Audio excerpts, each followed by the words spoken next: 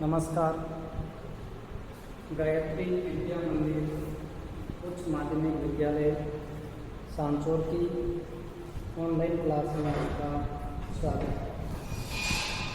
प्रिय विद्यार्थियों, आज हम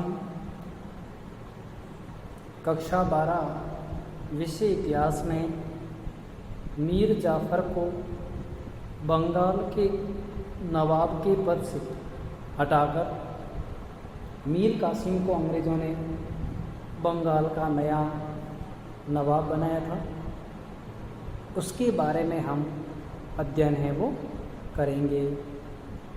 तो देखिए, प्लासी के युद्ध 23 जून 1757 ईस्वी को नवाब सिराजुद्दौला को पराजित कर अंग्रेज़ों ने बंगाल का नवाब अंग्रेज़ों की कठपुतली शासक मीर जाफ़र को बनाया था। 1757 से 1760 तक मीर जाफ़र बंगाल का नवाब अंग्रेज़ों की कठपुतली रहा था और मीर जाफ़र पर अंग्रेज़ अधिकारी रॉबर्ट क्लाइव का अत्यधिक दबाव था और रॉबर्ट क्लाइव ने मीर जाफ़र को ब्लैकमेल कर उससे बहुत बड़ी राशि स्वयं व कंपनी के लिए प्राप्त की और इससे बंगाल के राजकोष को ही नहीं बल्कि बंगाल के पूरे साम्राज्य को बहुत घाटा पहुंचा, बहुत ज़्यादा घाटा पहुंचा। यहाँ तक कि बंगाल में राजमहल के महंगे महंगे बर्तन वस्तुएं भी हैं वो बिक गई थी अंग्रेज़ों के आवभगत करने में। लेकिन फिर भी अंग्रेज़ खुश नहीं हो रहे। ऐसी स्थिति में 1757 से 1760 तक मीर जाफ़र बंगाल का कठपुतली नवाब बना रहा और इस दौरान वास्तविक शक्ति क्लाइव के हाथ में रही। नवाब ने अपने समय 3 करोड़ रुपए अंग्रेज़ों को दिए, लेकिन अंग्रेज़ों की मांग बढ़ती गई, खजाना खाली हो गया और राज्य में कई स्थानों पर विद्रोह आरंभ हो गए। 1760 ईस्वी में जब क्लाइव इंग्लैंड लौट गया और उसकी जगह कार्यवाह गवर्नर हॉलवेल और हॉलवेल के बाद वेंसीटार्ट गवर्नर बनकर है वो आया था और उसने मीर जाफ़र द्वारा धन की पूर्ति न किए जाने के कारण बंगाल का नया नवाब मीर कासिम को बना दिया था। अर्थात कार्यवाह गवर्नर हॉलवेल के बाद वेंसीटार्ट गवर्नर बनकर आया और वेंसीटार्ट ने मीर जाफ़र द्वारा धन की पूर्ति न किए जाने के कारण बंगाल का नया नवाब मीर कासिम को बना दिया था। अब देखिए, वेंसीटार्ट की जो संधि है ये 27 सितंबर 1760 ईस्वी को है वो हुई थी। अब देखिए, मीर कासिम को भावी नवाब बनाने के लिए वेंसीटार्ट की यह एक गुप्त संधि थी और जिसकी प्रमुख शर्तें हैं वो निम्न थी। अर्थात वेंसीटार्ट मीर जाफ़र से अनसेटिस्फाई हो गया, उसकी ज़रूरत बहुत ज़्यादा थी, इसलिए मीर जाफ़र को हटाकर मीर कासिम को नया बंगाल का नवाब बनाया था और वेंसीटार्ट के मध्य जो संधि हुई थी मीर कासिम की वह 27 सितंबर 1760 को है वो हुई थी। मीर कासिम को भावी नवाब बनाने के लिए वेंसीटार्ट की यह एक गुप्त संधि थी और जिसकी प्रमुख शर्तें थी कि कंपनी को बर्धमान, मिदनापुर और चटगांव, कंपनी को कौन कौन से गांव, कंपनी को मीर कासिम, वर्धमान, मिदनापुर और चटगांव के जिले सैनिक खर्च के रूप में देगा। अर्थात जो अंग्रेज़ों की सेना है उसके खर्चे के लिए वर्धमान, मिदनापुर और चटगांव के ज़िले हैं वो मीर कासिम किसको सौंपेगा? अंग्रेज़ों को। इससे अंग्रेज़ों को बहुत बड़ा बेनिफिट मिल गया। अंग्रेज़ों को बंगाल के 3 उपजाऊ ज़िले मिल गए, उनकी आय बढ़ गई, और वहीं नवाब की आय बहुत कम है वो हो गई। दूसरी वेंसीटाट संधि की शर्त थी कि 3 वर्ष तक सिलहट के चूने के व्यापार में आधा भाग कंपनी का होगा।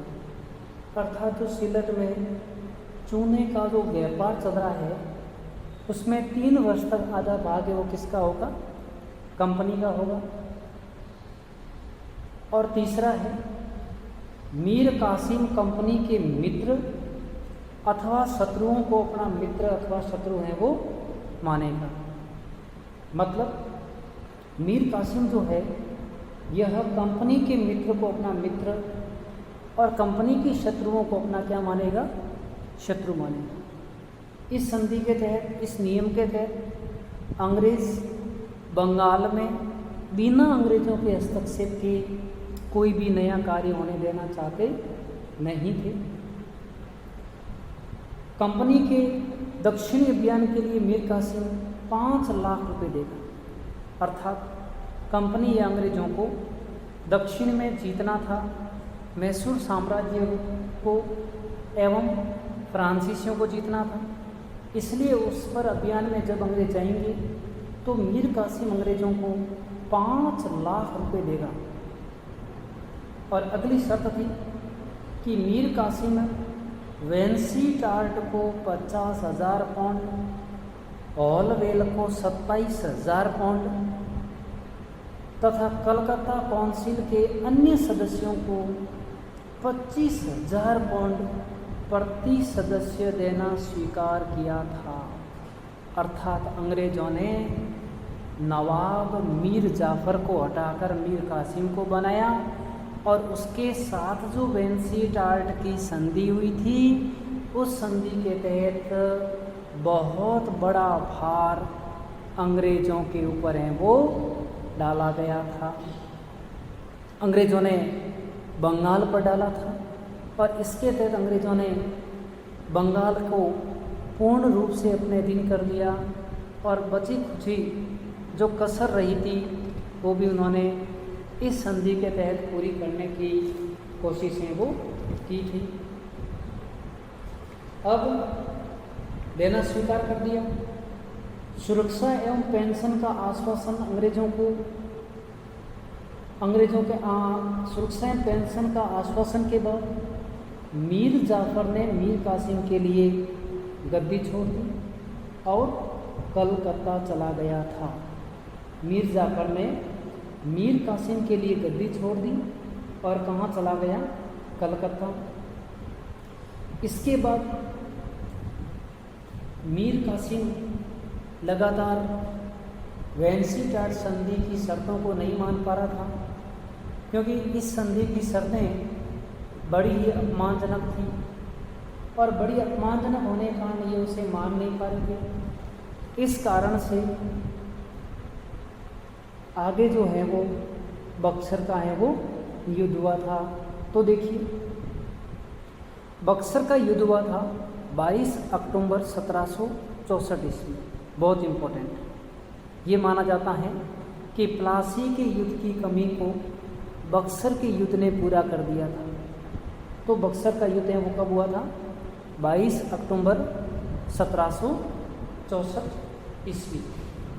तो देखिए, बक्सर का जो युद्ध है ये जो बंगाल में कंपनी एक कठपुतली शासक चाहती थी और वह बंगाल में एक ऐसा शासक चाहती थी जो समझदार तो हो लेकिन अंदर से बहुत भीरू हो, जो उनके हितों को पूरा करता रहे और मीर कासिम अंग्रेज़ों की शक्ति को अधिक बढ़ने से और अपनी शक्ति को कम होने से रोकना चाहता था। और इसके लिए उसने प्रशासनिक पुनर्गठन का प्रयास किया लेकिन भ्रष्टाचार और ब्रिटिश हस्तक्षेप के कारण वह सफल नहीं हुआ था।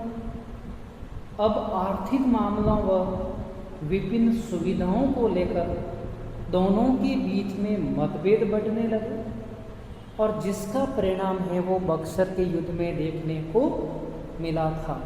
कब? 22 अक्टूबर 1764 ईस्वी में। अब देखिए, बक्सर के युद्ध के दौरान मीर कासिम को अंग्रेज़ों ने हटा दिया और वापस मीर जाफ़र को बना दिया।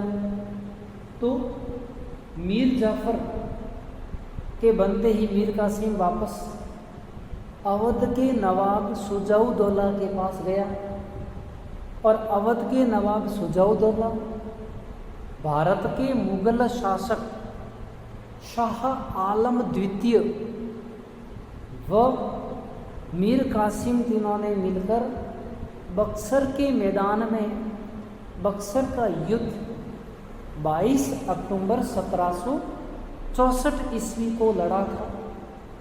और इस युद्ध में मीर कासिम शुजाउद्दौला अवध का नवाब व शाह आलम द्वितीय पराजित हुए और अंग्रेज़ों की जीत हुई। इस जीत के बाद अंग्रेज़ों को एक बड़ा सूबा अवध जैसा समृद्ध प्रांत प्राप्त हो गया था, जहाँ भी वे व्यापार कर सकते थे। इसलिए कहा जाता है कि प्लासी के युद्ध की कमी को बक्सर के युद्ध ने पूरा किया था। तो इस तरह से बक्सर का युद्ध भी इतिहास में बहुत बड़ा महत्व है वो रखता है। धन्यवाद।